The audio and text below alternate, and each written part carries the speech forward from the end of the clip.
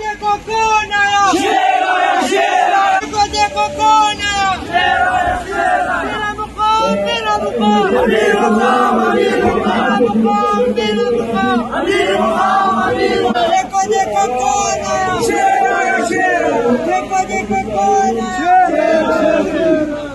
کیا چاہتے ہیں عمران؟ حکومت دعوت بھی آپ کی 3 صوبوں میں ہے، حکومت دعوت بھی آپ کی گلگت بلتستان اور کشمیر میں ہے۔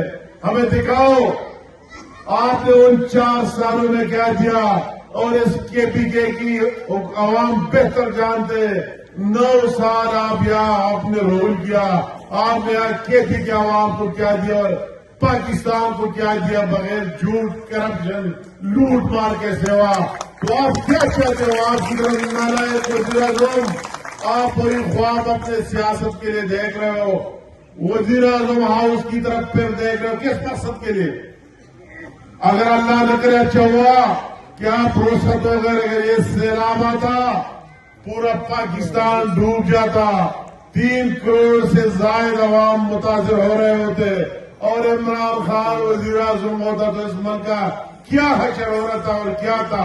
اللہ تعالیٰ نے احسان کیا کہ اس مشکل حالت میں مشکل تو آیا، مگر پرائم منسٹر شہباز شریف کی طرح ایک محنتی دن رات کام کرنے والا بندہ دیا، جو صبح ایک جگہ اور شام دوسری جگہ، ہر جگہ ان متاثرین کے لیے پوری دنیا میں آواز پہنچا دی اور ان کی مدد کی۔ اگر آپ کا ہوتا تو آپ کی کیا، میں ان باتوں میں نہیں جانا تو جو آپ کی مصروفیات ہے، جو آپ کی ایکٹیویٹیز ہے۔ ابھی آپ کیا کر رہے ہیں؟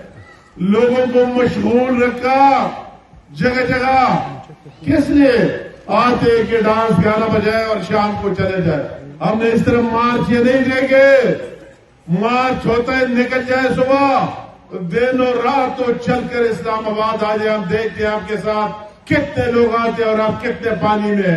آپ کو اپنا حقیقت معلوم ہے، دن کو ایک ڈانس اور اسی طرح میلے لگاتے رہے مختلف شہروں میں، کبھی کہتے ہیں 10 تاریخ کو آؤں گا، کبھی کہتے ہیں 12 تاریخ کو آؤں گا۔ آپ کا ایجنڈا ہے کہ اس ملک کے تاجروں کو مفلوج کرے، اس ملک کی معیشت کو تباہ کر کے رکھ دے، اس ملک میں غریب سے 2 وقت کا نوالہ چھین لے۔ اور آپ کا کیا کام ہے؟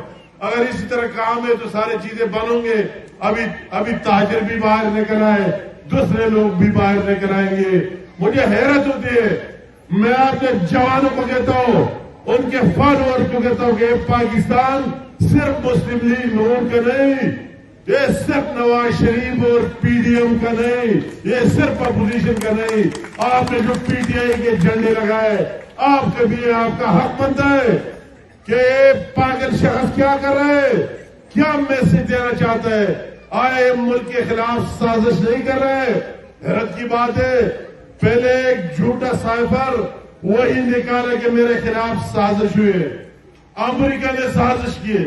یار امریکہ نے کدھر آپ کو، امریکہ کو کیا تکلیف ہوئی کہ عمران خان جیسا نالائق پرائم منسٹر پاکستان میں ہے، ہو یا نہ ہو؟